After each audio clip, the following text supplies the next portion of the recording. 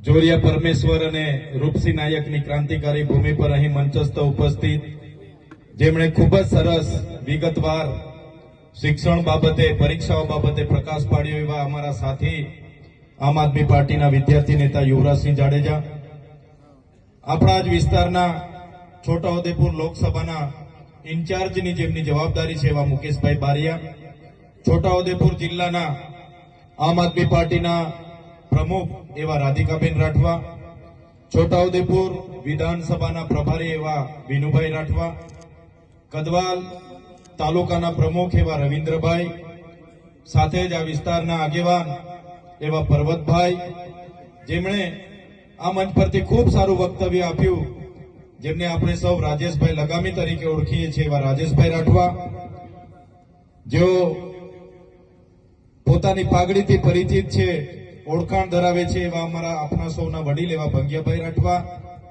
સાથે યુવા આગેવાન પરેશભાઈ રાઠવા, મંચસ્થ ઉપસ્થિત તમામ નામી અનામી પદાધિકારીગણ, એ જ પ્રકારે મારી સામે જુદા જુદા વિસ્તારોમાં ભારતીય જનતા પાર્ટીના નેતાઓની ધમકી હતી, ડર હતો, સરપંચોનો ડર હતો કે જશો તો તમારા મીટર તોડી લઈશું, તમારા ઝૂંપડા પાસ નહીં ખાવા દઈએ, તમારો રોડ નહીં બનાવીશું, તમારા પેલા ખેડૂતના પૈસા જમા નહીં કરીશું, વિધવા પેન્શન નહીં મળશે, વૃદ્ધ પેન્શન નહીં મળશે, છતાં પણ પોતાની કોઈની પણ દાગ ધમકીના દબાણમાં આવ્યા વગર મોટી સંખ્યામાં અહીંયા ઉપસ્થિત થયેલા મારા પિતા તુલ્ય વડીલો, માતા તુલ્ય મારી માતાઓ, બહેનો, મારા સાથી યુવાન મિત્રો, મીડિયાના મિત્રો, પોલીસ અધિકારીઓ, બધા માટે એકવાર આપણે જોરદાર તાળીઓ પાડી લઈએ.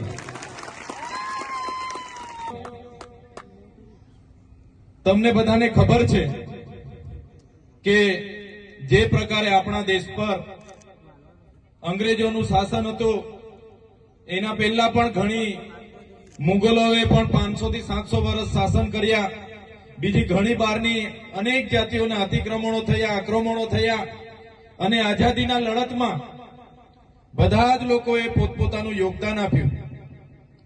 1857 નો વિપ્લવ હોય કે 1838 થી 1858 ની ક્રાંતિ હોય, એ રૂપસિંહ નાયક હોય, ગલિયા નાયક હોય, બાબર નાયક હોય, જોરિયા પરમેશ્વર હોય, રવજી બારિયા, ભૈજી બારિયા હોય, રવજી નાયક હોય, બધા જ લોકોએ આઝાદીની લડતમાં દેશને આઝાદી અપાવવા માટે પોતાનું યોગદાન આપ્યું છે. તમે જોયું હશે ઇતિહાસમાં આપણા આદિવાસી ક્રાંતિવીરોના ગૌરવશાળી ઇતિહાસને સ્થાન નથી મળ્યું, ઇતિહાસના પાનામાં આપણને જગ્યા નથી મળી, પણ જે આપણો ઇતિહાસ હતો એ ધીરે ધીરે બહાર આવી રહ્યો છે.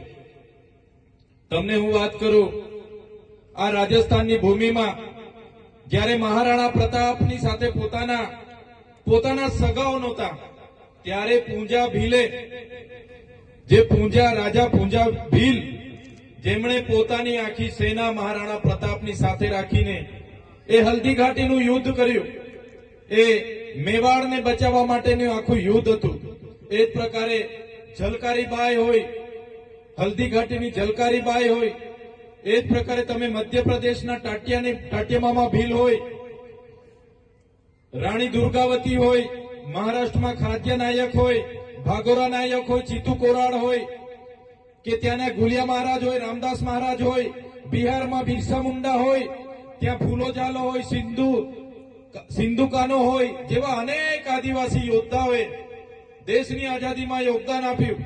ગુરુ ગોવિંદસિંહની આગેવાનીમાં માનગઢની ધામમાં 1507 જેટલા આદિવાસીઓને અંગ્રેજોએ ગોળીઓ ભૂંજી દીધા. એ જ પ્રકારના અહીંયા આપણે જાંબુ ઘોડામાં ફાંસીએ ચડાવી દીધા. પાલદડવાડામાં 1200 થી પણ વધારે લોકોને અંગ્રેજોએ ગોળી બાર કર્યો, ગોળી કાંડ થયો. મારો કહેવાનો મતલબ કે દેશને આઝાદી અપાવવા માટે આપણા લોકોએ આટલા મોટા યોગદાનો આપ્યા, શહીદી વહોરી અને દેશની આઝાદી મળી. ભલે ઇતિહાસમાં એમનું ક્યાંય નામ નથી, પણ ઇતિહાસને આજે સાક્ષી છે, એમનો ઇતિહાસ આજે એ પથ્થરની લકીરોની જેમ ધીરે ધીરે બહાર આવી રહ્યો છે. ત્યારે દેશ આઝાદ થયો, દેશનું સંવિધાન બન્યું, અને દેશના સંવિધાનના આમુખમાં એવું જણાવવામાં આવ્યું કે અમે ભારતના લોકો આ દેશને સમાનતા, સ્વતંત્રતા અને બંધુતા આપીએ છીએ. આ દેશના લોકોને ધર્મનિરપેક્ષતા આપીએ છીએ, આ દેશના લોકોને એકતા રહી, વિવિધતામાં એકતા રહી એ બાબતની સંવિધાનમાં પ્રાવધાન છે. પણ આ દેશ એ સંવિધાનથી ચાલતો નથી. આજે દેશમાં જે પણ સરકારો આવી એમણે એવી વ્યવસ્થાઓ કરી છે કે આજે ગરીબ દિવસે ને દિવસે ગરીબ થતો જાય છે, ખેડૂત દિવસે ને દિવસે ગરીબ થતો જાય છે અને ઉદ્યોગપતિઓ આજે દિવસે ને દિવસે માલદાર થાય છે. આપણો શું ઉદ્દેશ હોય? અહીંયા બેઠેલા મારા વડીલો, યુવાનો, અહીંયા માતા બહેનો, આપણે સરકારને મતદાન કેમ આપીએ છીએ? કે આપણે સરકારને એટલા માટે મતદાન આપીએ કે આપણા વિસ્તારમાં આપણને મૂળભૂત સુવિધાઓ મળે, આપણા બાળકોને ભણવા માટે સારી શાળા મળે, સારી આંગણવાડી મળે, પૂરતા શિક્ષકો મળે અને ભણી ગણીને જ્યારે આપણા યુવાન યુવતીઓ આવે તો એમને જીવન જીવવા માટેની રોજગારી મળે, નોકરી મળે. પણ એ આ સરકાર કરી નથી રહી. 30 વર્ષથી તમે જોયું હશે એક હપ્તું ભારતીય જનતા પાર્ટીનું શાસન છે. તમે ને અમે બધા જ ભારતીય જનતા પાર્ટીને મત આપ્યા છે અને ભારતીય જનતા પાર્ટી વર્ષોથી 30 વર્ષ શાસન કર્યું છે. આજે સંવિધાનથી દેશ જો ચાલતો હોય તો એ સંવિધાનમાં અનુસૂચિ 5 લાગુ કરવામાં આવી છે. એ સંવિધાનમાં પેશા એક્ટ 1996 બનાવવામાં આવ્યો છે. એ સંવિધાનમાં 73 એની વાત છે. એ સંવિધાનમાં આદિવાસીઓના જળ, જંગલ, જમીન પરના અધિકારોનું પ્રાવધાન છે. એ સંવિધાનમાં વન અધિકાર અધિનિયમ 2006 અંતર્ગત જે પણ આદિવાસીઓ જંગલની જમીન ખેડે એને એ જમીન આપવાનું પ્રાવધાન છે. પણ સાથીઓ, આજ દિન સુધી આ ભારતીય જનતા પાર્ટીની સરકારે આપણા આદિવાસીઓના કાયદા કાનૂનનો અમલ નથી કર્યો. એટલા માટે અમે તમને કહેવા માટે આવ્યા છે કે હવે તમારો સ્વાભિમાન જગાડો અને આ ભારતીય જનતા પાર્ટીને આવનારી તાલુકા જિલ્લા પંચાયતોમાંથી દૂર કરો.